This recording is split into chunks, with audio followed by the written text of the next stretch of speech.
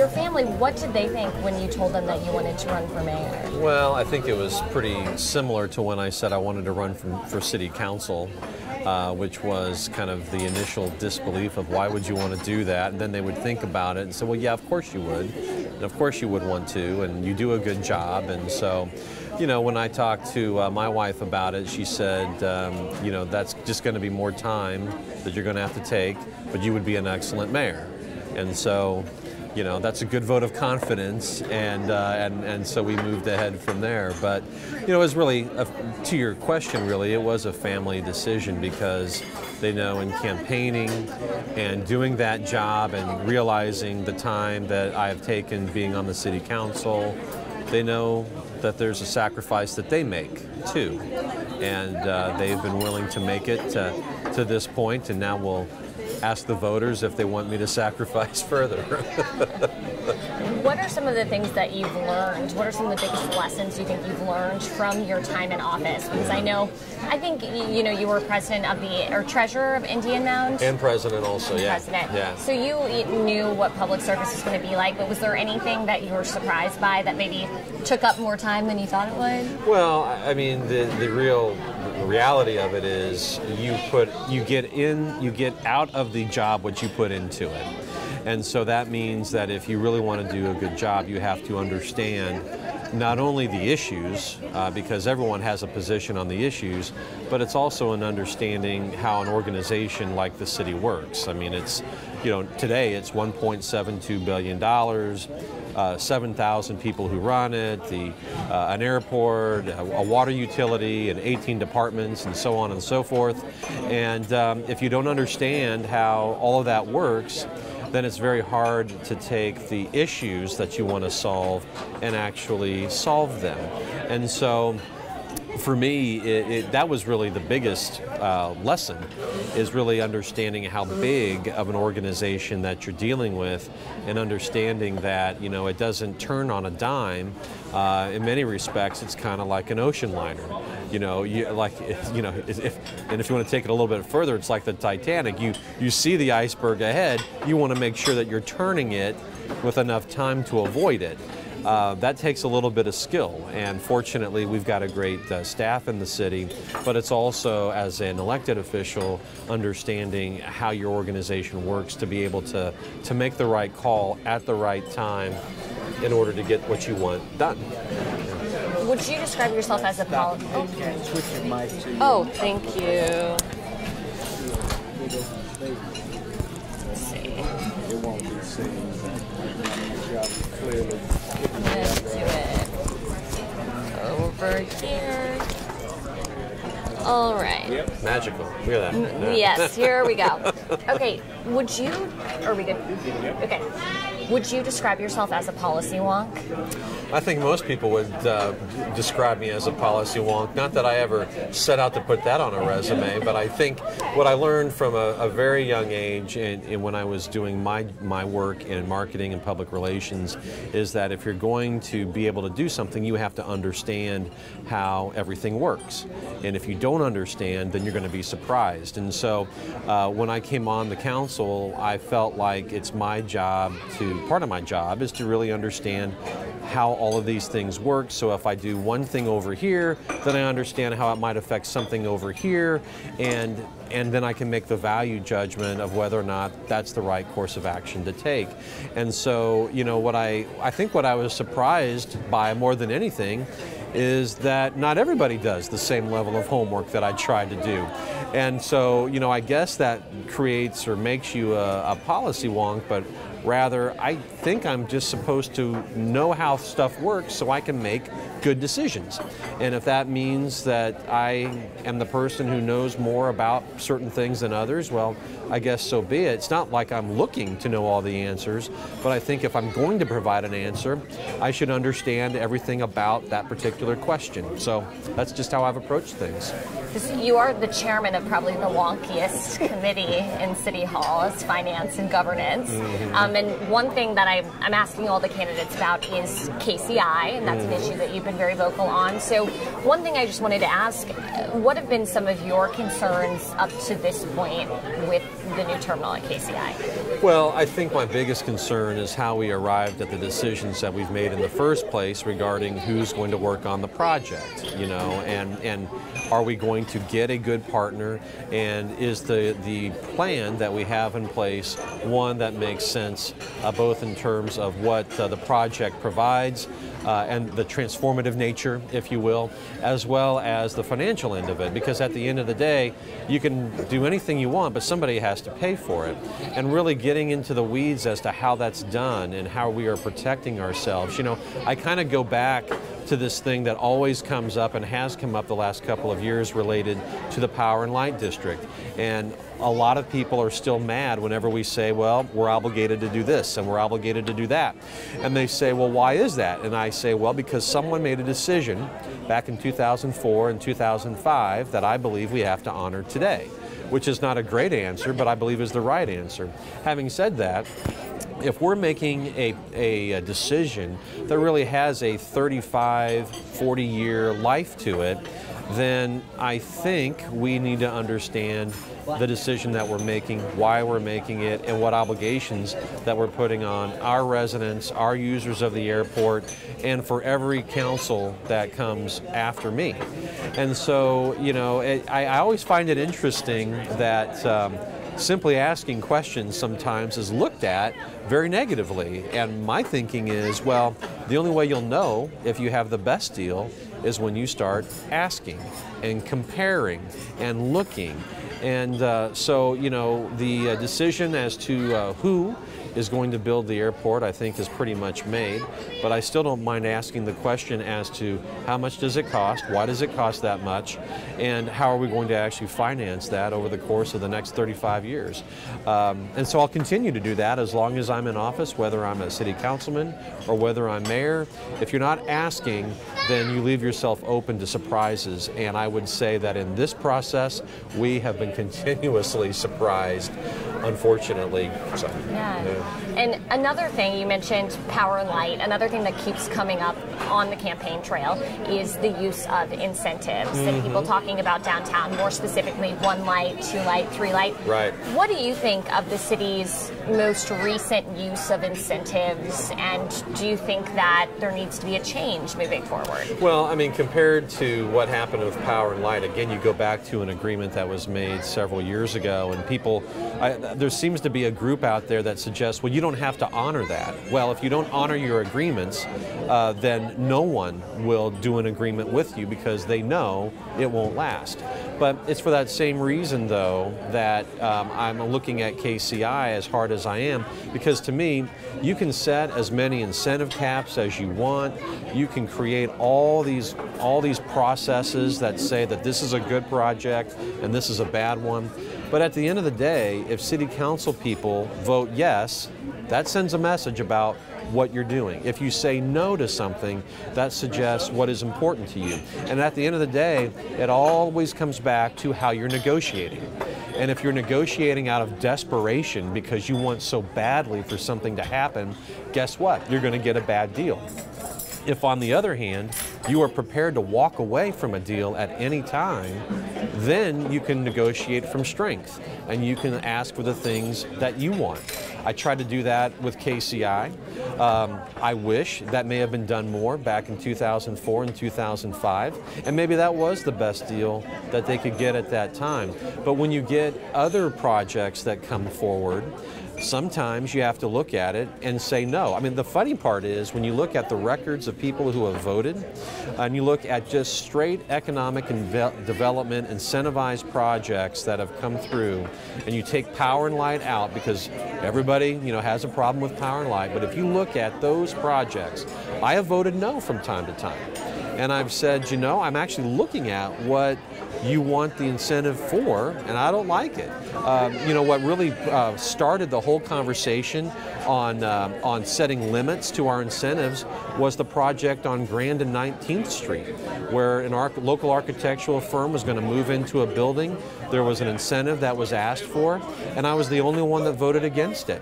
And I had to point out that the group that was going to be the tenant of the building was going to get paid through the TIF to actually design their own space for their own headquarters. And I said, well, that's kind of strange. I don't think we should really be doing that. But I was the only one that voted no. And then it was a petition that later kind of made that project go away. And then subsequently, we had a discussion of capping incentives at 75%.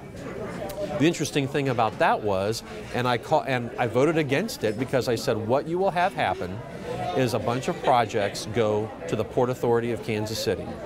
And that's exactly what happened. And so you can always move around these caps. There's always a workaround on these certain policy questions. But the one thing you can't work around are votes. And so if a mayor and council vote yes, that suggests what they are looking for. If they vote no, that also suggests what they are looking for. And to me, if you have people willing to stand up once in a while and say what they like and what they don't like and put a vote behind it, it's amazing what you might be able to accomplish, in my opinion. Yeah. On the topic of new development, that ties in closely with affordable housing, which is another huge issue in Kansas City right now. What do you think needs to be done on that issue? Well, you know, if you're going to solve affordable housing, then you can't look at any one thing and say that's going to solve the issue.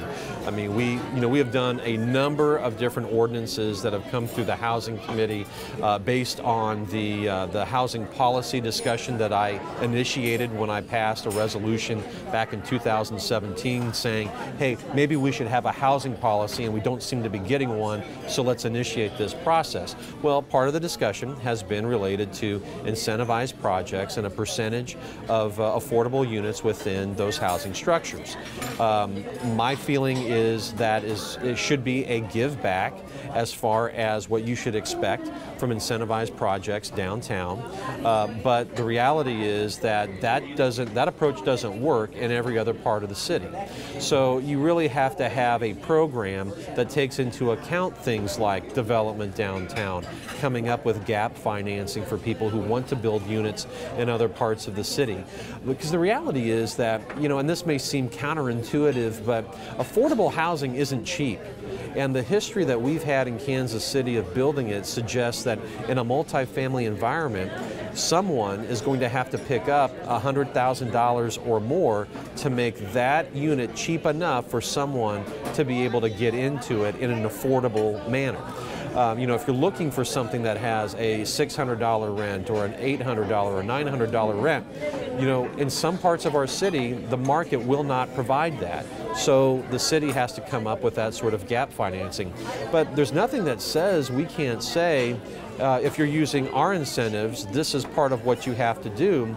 But to suggest that is the only way that we're going to solve an affordable housing issue, that's not going to happen. And really, it's not just the housing itself, but then when you're talking about transportation, trying to get people to a job, that's all part of it as well. Because if you have affordable housing in a place where there is no job, then it's pretty counterproductive. So housing is an issue that is linked with transportation. It's also an issue that people have to realize that if people want affordable housing in this city, then someone has to pay the gap. Because I'll guarantee you that what has been accomplished in this city has been primarily been done because there has been some sort of gap financing available. Whether it was an incentive, whether it was with low-income housing tax credits from the state, whether that's been through federal dollars that have come in through community development block grants, home funds, and the like, it is always subsidized. And so to think that it's simply going to be built because we tell someone to do it, there is a market and a market structure that basically shows how it's going to be done, and we have to understand how to get into that market structure and help provide the financing that makes those projects possible. You brought up transportation. The other thing I wanted to talk about was the streetcar. Yeah. You know, we have 2 extensions going on right now, or in the planning phase, right. One to the riverfront, one down Main Street. First, I want to ask you, what do you think of the extension to the riverfront? Well, I think any level of connectivity that we can do, especially to the riverfront, is to our advantage. I think what we've seen with the starter line that we have developed that takes us from the River Market all the way to Union Station, that everywhere along that that line, there is a demand to do more development. And in fact, when we moved forward with that 8 years ago, it was not so much because we wanted to move people, although that is what a streetcar does, but it was to also generate density and economic development, and that is precisely what has happened.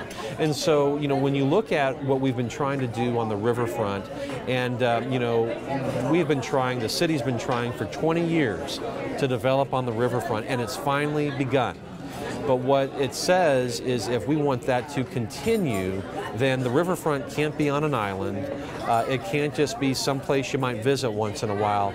You have to make it easy. You have to make it something of a destination of choice, and the streetcar can help make that happen. And so, you know, I think it'll be advantageous for the riverfront. It'll be advantageous as it proceeds south, because wherever those lines have gone in, development has followed. And so the question is how to make that financially feasible to continue that expansion. And there are still some things that have to happen in order for that expansion to occur.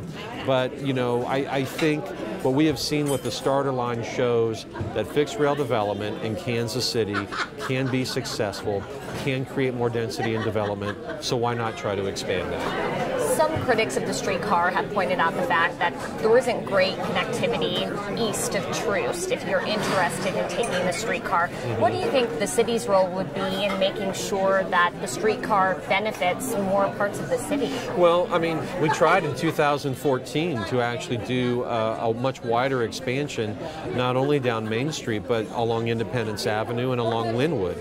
There was a great deal of effort to identify the best and the most successful opportunities to expand to east. And the importance of that expansion to the east is because that right now in our transit system, 62% of our riders are going to work, and they're going to work from the east side to the west, to downtown and other points along our west side. So there is a need to expand from east to west. We tried in 2014, and those who were going to be impacted by the higher tax that would have actually helped pay for that said they didn't want it. And so the real issue is, how can you do it in a way that can pay for itself? And if you don't want to add a tax along with it, that's where the rub is. Because, you know, what we found in 2014 is that those who lived on what would have been the southern line, that South Main line, wanted it, and they wanted it by huge majorities. That's why it was pursued, and the creation of that TDD was expanded, was because it was clear that they wanted it. So, you know, it's not a question of desire to take fixed rail, whether it's streetcar or anything else, to the east side. We actually asked the public if they would want to do that in 2014. The real question is, are people prepared to pay for it? And unfortunately, in 2014, at that time, the east side did not want to do that, and I understand that totally. But if we want a solution in the future, then we're going to have to figure out a way to pay for it. The federal government isn't going to pay for it 100%. Certainly locally, we are unable to pay for it all 100%. But what we have found is, unless the city or those who are most impacted by that benefit, if they're not prepared to pay for that benefit, it's very difficult to ask the federal government to do all of it. Do you see there being issues with the Main Street extension moving forward under this administration? Well, I mean, as far as the presidential administration, in terms of federal. I mean, the challenge that I think we have is there has been let's say, a retraction in the exuberance of fixed rail with this administration. Now, we are going after that funding. I hear competing things as to whether or not we will be successful. Hopefully we are, because I think with our starter line, we have a proven model of what works. The fact that, you know, we have blown away all of our projections of our ridership, I think speaks well as to what's going on here in Kansas City. So I think we have a very compelling case to make. The question is going to be whether or not it is compelling enough for this administration. You know, we talk very regularly about the closures of federal government And who knows, we may have another one here in the next couple of weeks, hopefully not. But the reality is that when there is a level of undecidedness, from the federal government, when you really just can't count on what may happen, it brings a level of uncertainty. But hopefully, with the certainty we have with our project, we can get past that. Aside from the streetcar, I want to talk a little bit about infrastructure. If you're elected mayor, what would be some of your top infrastructure priorities in the city? Well, the real issue that we have here in the city is maintenance. We've talked about it a lot. Everybody's heard it. When we passed the renewal of the PIAC tax, that 1% tax for infrastructure, it was with being able to put more money into maintenance of our streets in mind. And the budget that we have this year reflects an increase that goes from $10 million over to $17 million. That's all very positive. We should be spending, though, with the 6,400 lane miles of road that we have, about $40 million a year to keep up with the total maintenance. And although I know a lot of folks focus on the potholes, and rightfully so, because we have had a very rough winter, the reality is that over time we have got to be able to put more money into that. What that really means is then that we have to have better fiscal discipline. And I have been told many times that in my role as the chair of finance that I say no a lot. Sometimes to small ticket items that people think, hey, we have that money lying around, why not do it? But when you spend money here and you do 100,000 here, a couple 100,000 there, that actually adds up to real money over time. And so at the end of the day, budgeting and what the city does is all about priorities. What is the most important thing that you need to do, and what is the most important or best use of our funds, whether it's our general fund or specialty taxes, all that. So when you talk about infrastructure, we are spending more. I intend to spend more. Thanks to our general obligation bond, we are going to be spending more on infrastructure.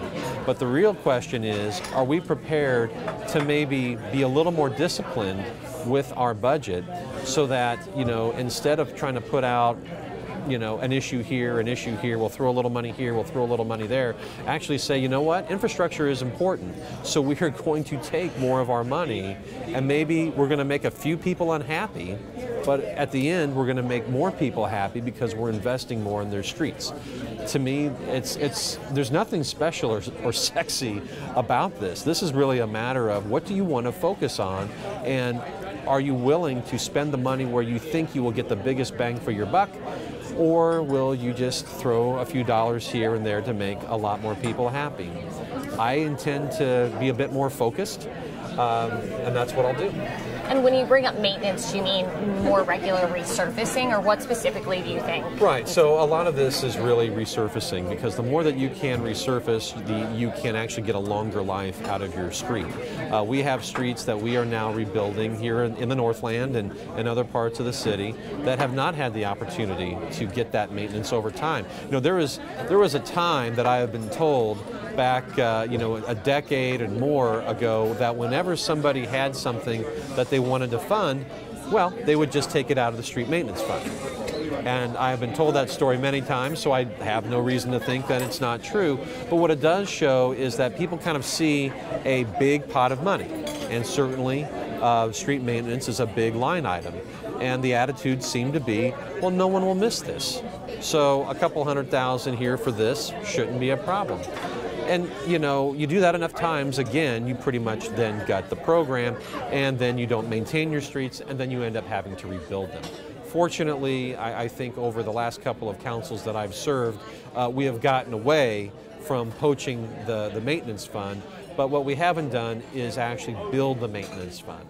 Again, the renewal for PIAC has assisted us in raising that amount of money that we're putting into streets.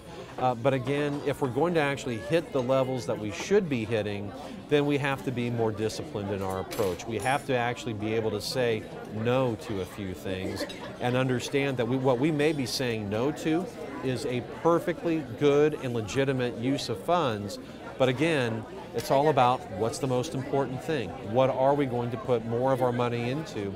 And that's where you get into, do you want to use your funds for road resurfacing, affordable housing, more law enforcement, all of these things. All of them very worthwhile. All of them are very advantageous for the city to do. But all of them have a price tag that then means you're going to have to make a hard decision. And that's what I continue to do in this job. Sometimes people are very happy with the decisions. Some people are not, but it's because you have to make those hard decisions to get the city moving in the direction that I think people want it to go in. Aside from potholes, the thing that you also hear a lot of people talk about in Kansas City is crime. Sure. I saw, I believe it was last week and maybe 2 weekends ago, you had a pretty impassioned post on your Facebook page after the shooting at Central Academy. Mm-hmm. Tell me a little bit about your reaction to that and then the subsequent violence outside the funeral. Well, the issue is one where I think it happens so often that people kind of get desensitized, right? They don't see it because they're not there. It's someone else's problem, so why should I worry about it? And the reality is that it's everybody's problem, because when that happens to a young person, as it did at Central High, that means an opportunity is gone, a potentiality is gone. And I think what was most striking, having attended that funeral and then what happened next, was that you had a lot of people looking around before the shootings even occurred that were trying to understand, why did this happen? What happened? Why didn't someone protect this young girl when she needed it the most? And then all of a sudden, everyone's saying, we got to get out of here. And it wasn't even a matter of where to go, they just had to go. And what it really suggested to me is that as a community, when I see essentially 250 classmates of this young girl running and trying to understand what they are dealing with at that point, that should say to everybody, enough's enough. But what was even more important to me was, just before I went to that funeral, I was at the Blue Hills Neighborhood Association. And I was listening to a presentation by Dr. Bedell, the superintendent of Kansas City Public Schools. And after his presentation, he was asked by someone in the audience, what can we do to help? Now, you might expect, we need more money, we need more teachers, go tell the city, quit incentivizing projects, and on and on and on. But that's not what he said. What he said was, I need mentors. I need you to get involved with my students. And I didn't quite grasp what he said at that time until I went to that funeral and I saw what I saw. Because what it said to me is, we can ask the police department to try to enforce our way out of it. That's not going to happen. We can ask the school district to go educate our kids and take care of them 8 hours a day and maybe do some programs for them, and that's not going to be enough. We can try to do as many weekend things as you want at every one of our community centers, and that will only scratch the surface. At the end of the day, if we believe that we want to solve this problem, then we, and I mean you and me and everybody, has to individually get involved with our kids. And whether they are kids in the Kansas City Public Schools or up here where we are at in the North Kansas City School District or whatever, if we think that the issue of crime and job development and really having a future for this city is simply going to be done by somebody else, not going to happen. Not going to happen. And so that's really what pushed me to write that post, because it was a very profound experience, coming from one conversation at a neighborhood meeting to going to this funeral and really taking in what I had just seen and heard over the course of essentially 5 hours. And so, when we talk about crime in this city and what are we going to do about it, and if we want to get off of the lists that talk about violent crime in this country, and that is a worthy goal and a goal that we must have, then it's going to take a lot of things. I mean, there is going to be a law enforcement piece of it, no doubt. There is going to be a prevention piece to it, no doubt. There is going to be an issue of our jail, which we're going to be talking about very soon, because Jackson County is throwing us out. We've got to have something. but that component's important because there are so many people in neighborhoods who know who the bad people are, and when they get sent away, they come back the next day, which means they don't feel like they have ownership in their communities. All of those things are critical, but at the base of all of this, if we believe that the future of our city and the children who are growing up in our city can be left to somebody else, and we don't need to be involved, then all those things will fail, every single one of them. And so, to me, I think we should have 1,000 people step up and say, I want to be a mentor for a young person in this city. However they want to be engaged in that. And if as mayor I need to put together a program to do it, I'll do it. If I can help those programs that are already out there, I'll do that. But at the end of the day, we have to be engaged. I mean, I feel strongly, if only because I have a 10-year-old and a 13-year-old. But there are a lot of 10-year-olds and 13-year-olds out there that don't have the connections, don't have the base of support that my kids do. But I'll help those other kids because those are my son's classmates, or they could be, or they're the kids they're going to work with in the future. We all have to be involved. So, sorry, I got all worked up. Sorry about that. No, hey, you know, mentoring is one thing that theoretically is an easy step people can do. They can sign up. But what do you think are some of the other short-term steps that need to be taken as soon as you would get into office? Well, you know, it's not even a matter of even waiting because that's the advantage of actually being in the office now. You don't have to wait for August 1st for some magic to happen. You know, you look at what can we do right now. So, you know, we're talking about, and we have done in the last couple of budgets, increases in our police department as far as officers and call takers, because there are folks out there who want to know when I pick up the phone and call the police, someone's going to be there. And they want to know that someone's going to come to my site, whatever that site is, to deal with whatever problem I have. So there's certainly that aspect of it, and we're already doing that. There is the aspect of prevention. Right now, you know, we have an opportunity to put more money into prevention programs through our health department. We have Aim for Peace that has been around for years doing preventative work in some of the sectors in East Patrol that have the highest homicide rates, and they're working. And yet people don't want to fund it because, you know, it's hard to prove prevention. You have to believe that it works. And if you want to take violence as another form of a kind of a health model, then you should be thinking about how can I make sure that when someone kills someone else, that the friend of the person who got killed doesn't go and kill that person. You know, that's what happens in our city, and the only way you're going to deal with that in any measurable fashion is having boots on the ground who will go out and talk people down, do conflict resolution in a different way. So there's that prevention piece that can go to work and can show short-term results very quickly. But there's also this piece of if someone has done a bad thing, then people need to know that they're going to be gone for a while. And what we currently have in our system is people go in and they go out. And you know, with the conversation that we're going to have on our municipal jail, I think there is an opportunity to relook at how are people coming back in the community who should not be in there, which then leads into even a prosecutorial issue, which then begins to get outside of the city's pay grade, because now you're talking about state charges, how is the prosecution being done, and so on and so forth. But I'll point out to people when they say, well, this is impossible, that this can't be done, that you can't do something in the short term. I remind people that in 2013, we had 82 homicides. 82 was the lowest number that we had had in 30 years. And I am convinced that we had that because when we started talking about Casey Nova and focused deterrence, that people thought, hey, maybe the city's serious about this. But then when people kept returning back into the communities that they came from to restart the issues and trouble, that number took off again.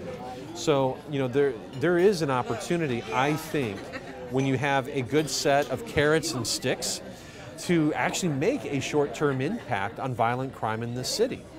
But, you know, it's only going to work if people in this community in all walks decide that they've had enough. the city can do some things on the part of prevention. We can do things on the part of enforcement. But at the end of the day, we have to establish a new norm as to what is expected and what is not. And that can only be done within our communities, within our neighborhoods. We can't put an officer on every corner. It's not going to happen. But our neighborhoods need to know that if something bad is going on, we will help them, we will assist them, we will remove the negative aspects of their community so that they can bring in the more positive ones. They are looking for a good partner. I think the city can be, and I think we can use a number of strategies to help them and make that happen. Going into some heavy topics for our brunch here. Yeah, I'm going to take a swig of this orange juice. Yeah. Yes, please, drink some OJ. Got to have the vitamin C for these questions, yeah. I'm going to double check and see. It's a long list of questions, so thank you for moving in between topics. It's like a forum. Yes. But you're not cutting me off at 1 minute, so I appreciate it. You know, switching to something that's a little bit more lighthearted, you have been seen as a leader for the Northland. What is it about the Northland that you love so much? Well, you know, this is where I grew up. In fact, the high school I went to is just about a half a block from where we're sitting right now. It was a great place to grow up. It was a place where you could run around, have some fun with your friends. The schools were excellent. The people that you met were good. Your neighbors were great. They sometimes were kind enough to tell your parents how you were doing. But it was, you know, it was that small town feel in the suburban atmosphere that was great for me. But, you know, it's not for everybody, I understand. But, and in fact, we spent our few years in the Northeast area as well. But this area really was seen back 60 years ago as the future of the city. And with the next census, I expect half the population of Kansas City to live north of the river. It is a place that you don't necessarily find in other parts of the country. You still have this kind of small town feel in the big city. But it was a place that was very good to me. You know, I have always been very pleased to have an opportunity to represent it and try to do my best to add to it. So whether it was, you know, whether it's for my kids as they grow up or for the students that they will be, you know, at school with, for their families, you know, it's just been a real pleasure for me to represent this area. It's not often that you can drive through, you know, the city that you represent and the neighborhoods you represent, and you can remember, you know, 2 stores ago, this was this. Just like when I drive through here and I look at my first job was at a grocery store here along North Oak. Today it's a True Value Nuts and Bolts. And when I walk in there, I can remember where everything was set up. I remember where the produce was, where the frozen food was, where the back room, you know, how that was set up. You know, it's just kind of these for me, kind of nostalgic memories that come every single day when I represent the city, and I just remember what a great place it was and it continues to be, and now I get to impact its future, and that's pretty special for me. A big part of being a council member is responding to constituents, and being someone who grew up here, do you find yourself having a lot of those grocery aisle conversations with people? Do folks stop you to talk about things? Oh, every once in a while there's something that comes up and they will share it. Usually it's not too bad. Usually it's more of a question. Sometimes it's a little issue that they need something done with. No one as yet has, you know, shaken their finger at me and said I've done a bad thing, and I'm going to try to keep that streak alive. But you know, it is good to be able to run into people that you've known for a lot of years. You know, kind of the parents of the students that you went to school with once in a while. You know, it's kind of nice to be able to have that. It's something, frankly, that I hope my kids get to enjoy. that kind of history and stability. I mean, even today, I'll talk to people on Facebook, former classmates of mine who may send me a little message asking a question, and it's a special feeling. It's great. You don't get that opportunity very often in life, and I've been able to enjoy that part of the job for the last 8 years. What do the boys think of you running for mayor? I think at one point they are very proud, but I think they know that their classmates know, and so whenever something publicly happens, then they ask a question, and so sometimes the microscope is a little bit too much, but they've been very good, very strong in both their support of what I'm doing, but also kind of understanding too that one can't take that too seriously, which is very easy to. They're prideful, but they don't wear that hey, my dad's a councilman or my dad's running for mayor on their sleeve, and they're good guys in that way. Very good. Are they experts in airport finance? No, they are not. And I think the last thing they want to talk about at the kitchen table is about airport finance. So I try to keep that to a minimum. I try to focus more on what did they do. And usually my wife will kind of tell me one or two things that I may have an interest in that I can ask about. Sometimes they're very happy to talk about what she has prompted me to mention, and other times not so happy. So at the end of the day, when you come home, you're still dad, and you still try to engage with them as much as possible, try to attend as many orchestra events or as many basketball games, and quite honestly, it has been challenging over these last few months to do that, but they understand, and they're very supportive of what I'm trying to do, but at the same time I try to be supportive of what they're trying to do, because hey, they're still kids, and they're still trying to grow up too, so I got to be dad as much as I can be. Yeah. There are 11, well, I keep losing track, 10, 11. I think 11 on the ballot now. 11 on the ballot now. Yes. 11 people, it's a crowded field. What do you think makes you stand out as the best candidate? Well, I think there's two things. One is the vision, and understanding that we do have a violent crime issue in this city. We do have workforce development needs. We are on the cusp of really being regarded as a global city, and we still need to continue to push in that direction.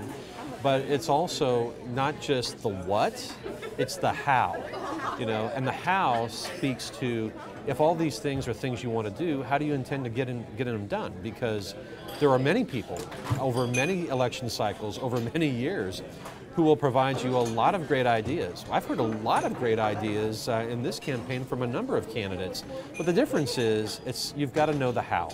And so, I've been on the City Council the last 8 years. As we've talked about, I've been the Mayor Pro Tem, the Chairman of our Finance Committee.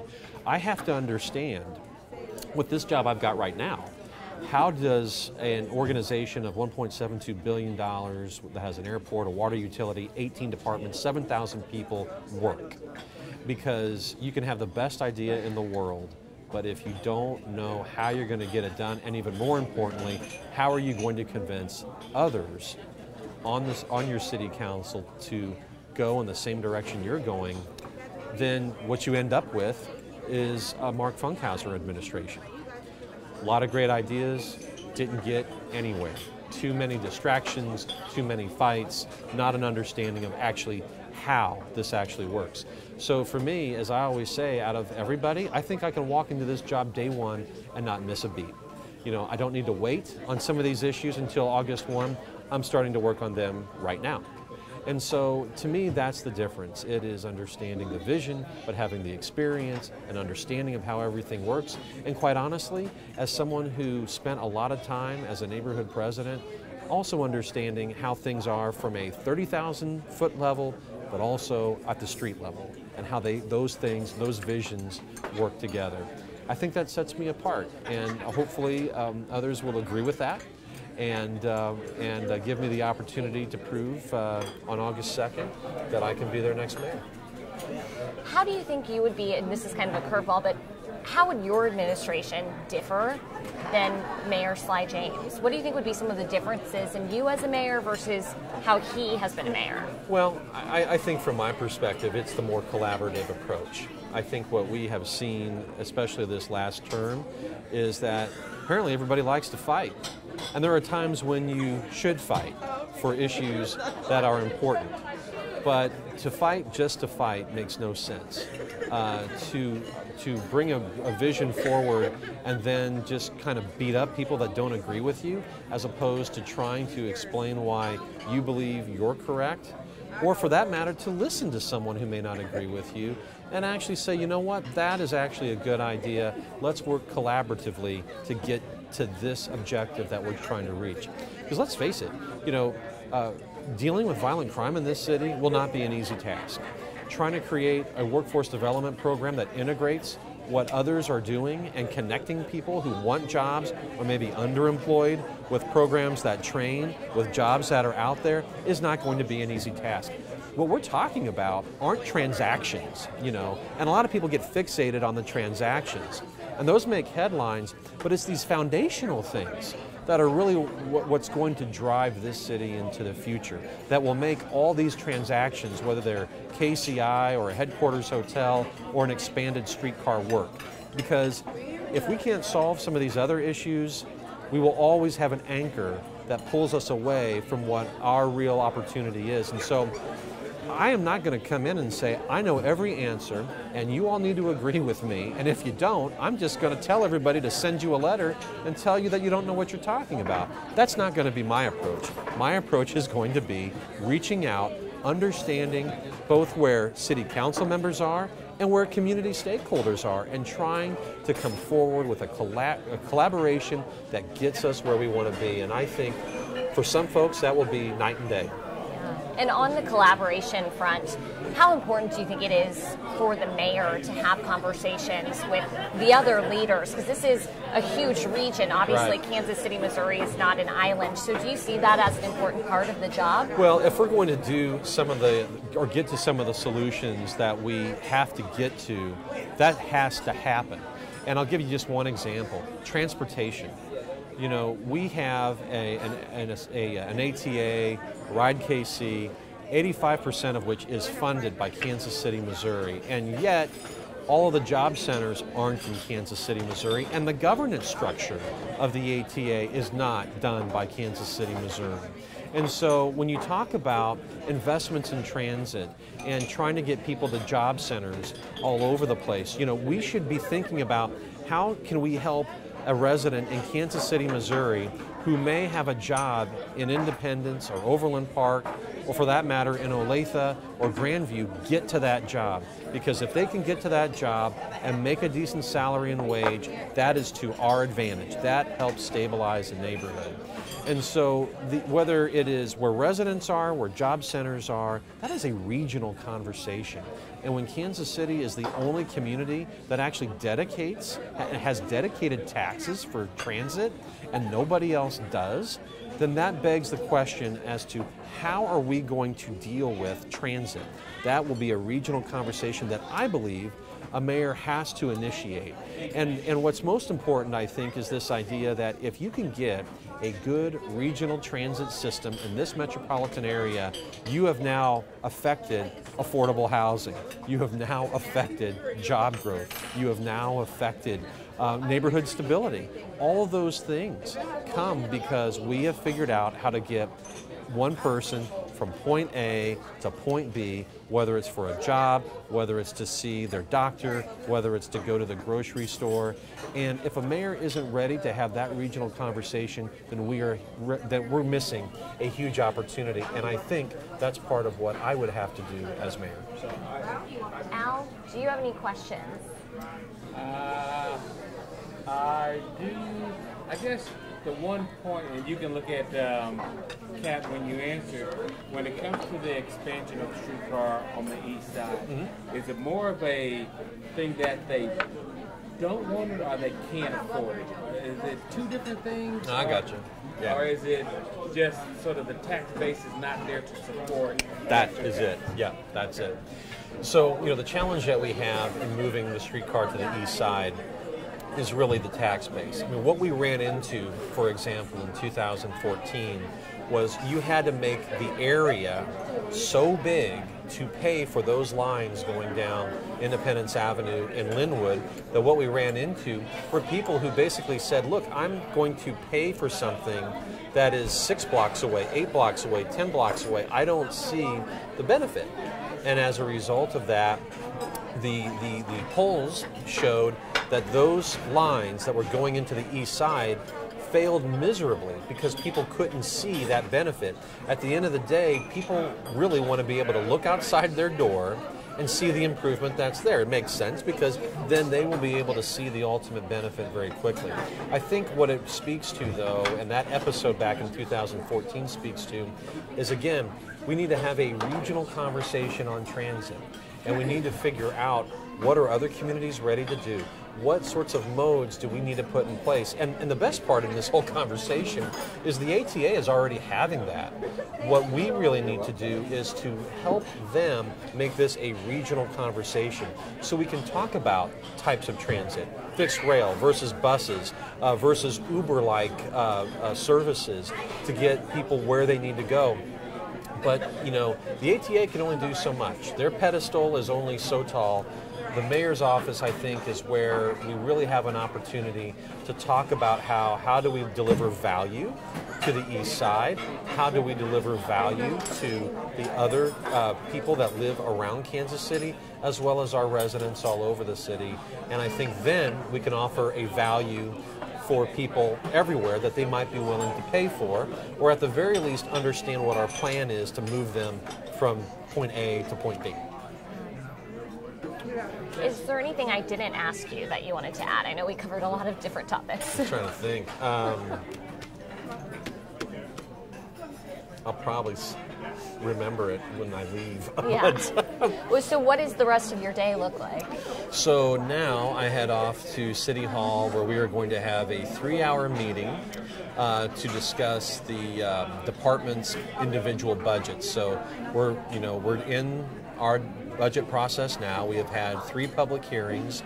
So now we're going through the process of listening to our departments, talk about what they're looking for, what they want, talk about the things that they have, what they don't have, maybe in some cases defend what they've asked for. So we have that today from 12 to 3, and then it's more campaigning after that. So is that a fun day for Scott Wagner? Not exactly. But I always enjoy an understanding. I guess it's again that wonkish nature that I have developed of understanding exactly what we're doing and how we're doing it. But again, if you don't know what we're doing and how we're doing it, then it's very hard to then say, let's go do something else. There's this old story about Pablo Picasso and how when he started, he was known as a very classical painter, one of the best. But that's not what he's known for. He's known for his cubism and all that stuff, right? But there's a quote that he said that you have to understand something before you know how to break it. And I think that's very true when it comes to budgets and city operations. If you don't understand how it works, you can't break it or change it or move it in another direction. Because someone will always say, you can't do this because. And you need to be able to say, I can do this because.